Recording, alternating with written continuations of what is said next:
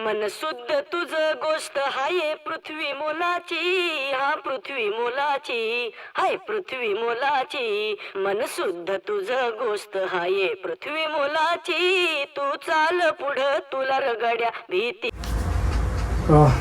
हे जे पुस्तक आहे सेंद्रिय शेती काव कशी करावी. ओके. तर हे शेतकऱ्यांच्या साठीच आपण मुद्दाम लिहिलेलं आहे. होतं असं आहे की हल्ली शेतकऱ्यांना तऱ्हेतऱ्हेच्या गोष्टी सांगितल्या जातात. हे तंत्र ते तंत्र, हे पॅकेज ते पॅकेज. आता ते तंत्र जे आहे हे सगळीकडे काही सारखं लागू होत नाही. म्हणजे जमिनीचा मजदूर आहे, शेतकऱ्याची आर्थिक परिस्थिती आहे, भौगोलिक क्षेत्र आहे, तुम्ही शहरापासून जवळ आहात दूर आहात, पैसा तुमच्याजवळ किती आहे, विहिरीत पाणी आहे की नाही, वातावरण, या सगळ्या गोष्टी वरती बरंचसं अवलंबून असतं. म्हणजे इथे कुठे एखाद्याकडे जमीन भारी आहे, एखाद्याकडे जमीन हलकी आहे, तर ते तंत्र काही सगळीकडे सारखं लागू होत नाही. पण शेतकऱ्याची ती ताकदही नसते आजच्या घडीला हे म्हणजे काय बरोबर काय चूक, आणि जसंच्या तसं स्वीकारतात आणि मग खड्ड्यात जातो माणूस. पण आणि एक दुसरी महत्त्वाची गोष्ट ही आहे की तंत्रज्ञानाचा आधार हे विज्ञान आहे. विज्ञानाच्या पायावर तंत्रज्ञान आहे. आणि शेतीच्या बाबतीत तर हे फार महत्त्वाचं आहे की शेतकऱ्यांना आधी विज्ञान समजून घेतलं पाहिजे. आता तंत्रज्ञानाच्या नावावरती खूप शेतकऱ्याची फसवणूक करणारे सुद्धा आहेत. बऱ्यापैकी फसवणूक होते. शेतकऱ्याला माहीत नसतं, तर म्हणून शेतकऱ्याला साध्या सोप्या भाषेमध्ये शेतीतलं मूलभूत तंत्रज्ञान समजून सांगणे, या उद्देशाने आपण हे पुस्तक लिहिलेलं आहे. आणि हे पुस्तक हे कमी शिकलेला 8वी 10वी शिकलेला माणूसही बऱ्यापैकी समजू शकेल इतकं सोपं करायचा आपण प्रयत्न केलेला आहे. सेंद्रिय शेतीकडे आता खूप लोक वळत आहेत, पण नीट त्याचं परिस्थितीचं आकलन नसल्यामुळे अपयश येतं आणि मग लोक शेती सोडूनही देतात. बरं का, 2 वर्ष 4 वर्ष सेंद्रिय शेती केली आणि सोडून दिली. असं व्हायला नको, का अज्ञानापोटी बऱ्याचशा गोष्टी होत असतात. आणि सेंद्रिय शेतीला चमत्काराच्या पातळीवर तर कधीच न्यायला नको. पण अगदी तुम्ही सेंद्रिय शेती केली म्हणजे एका गाईपासून तुम्ही अगदी 10 एकर जमीन उठवू शकता वगैरे वगैरे, तर हे जरा अतिशयोक्ती आहे. ही वास्तव काय ते शेतकऱ्याला कळलं पाहिजे. आणि एकदा तुम्ही पाऊल टाकलं तर मग ते मागवून पाहायची गरजच नाही आहे. कारण सेंद्रिय शेतीची वाट भारतामध्ये 4 दशकामध्ये बऱ्यापैकी मळलेली वाट म्हणू आपण.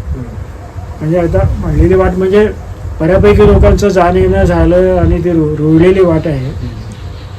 सुरुवातीच्या काळामध्ये गोमूत्राकडून वगैरे गोष्टी होत्या, त्यानंतर बऱ्याच गोष्टी आल्या, बायोपेस्टिसाइड्सही आलेत. तर विज्ञानामधलं जे जे आवश्यक ते आपण स्वीकारूया, पण याच्यामध्ये अंधश्रद्धा नको. आता शेतीत अंधश्रद्धा खूप यायला लागलेली आहे. तशी शब्दावली वापरल्या जाते आहे. म्हणजे अगदी उदाहरणार्थ अग्निअस्त्र, ब्रह्मास्त्र.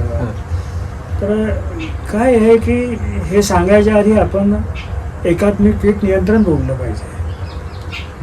तर एकात्मिक कीट नियंत्रणात काय आहे? पहिल्या प्रथम पक्ष्यांचं स्थान अतिशय महत्त्वाचं आहे कीट नियंत्रणामध्ये. पक्षी करतात ते काम. सनी मलिनचं पुस्तक आहे इंडियन बर्ड्स नावाचं, पक्षी तज्ज्ञ होते ना जागतिक कीर्तीचे. त्यांच्या पुस्तकामध्ये शेवटचं जे पान आहे प्रकरण ते आहे युजफुलनेस ऑफ बर्ड्स, पक्ष्यांची उपयोगिता. ते प्रकरण प्रत्येकाने वाचलं पाहिजे ज्याला थोडंफार कळतं, नाहीतर त्याचा अनुवाद मराठीत व्हायला पाहिजे. म्हणजे पक्षी सर्वात जास्त काम करतात. आम्हाला एक चांगले कीटकशास्त्र शिकवणारे प्राध्यापक होते. त्यांचं पहिलं वाक्य होतं, पक्षी उत्तम कीटक पक्षी आहेत. आता याला अपवाद फक्त पोपट म्हणू आपण.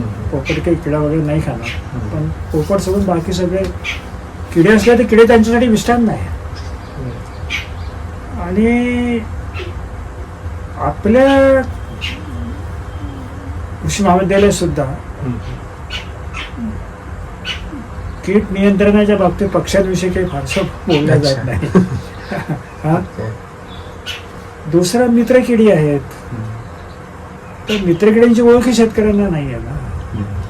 म्हणजे दिसला किडा की घे पाठीवर फवाराचा पंप असं नाही. अरे पण तो मित्रकिडा आहे की शत्रू किडा आहे. आता थोडंफार याविषयी बोलायला जायला लागलेलं आहे. पण मित्रकिडे बोलल्या जातं, पण मित्रकिडींचे फोटो गावागावात पोचले आहेत का? गावागावात टीव्ही पोचला, टीव्हीनं ते लोकांपर्यंत दाखवले का की हा तुमचा ढेकून किडा आहे, म्हणजे ढाल किडा म्हणजे लेडीबर्ड बिटर, किंवा हा क्रायसोप आहे वगैरे वगैरे. तर हा पुस्तकाचा तो प्रयत्न आहे. याच्यामध्ये आपण काही पक्ष्यांची चित्र आहेत, काही मित्रकिडीची चित्र आहेत.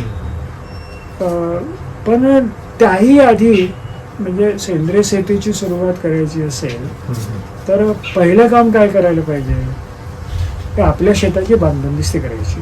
मातीच्या आधारेच कुणाची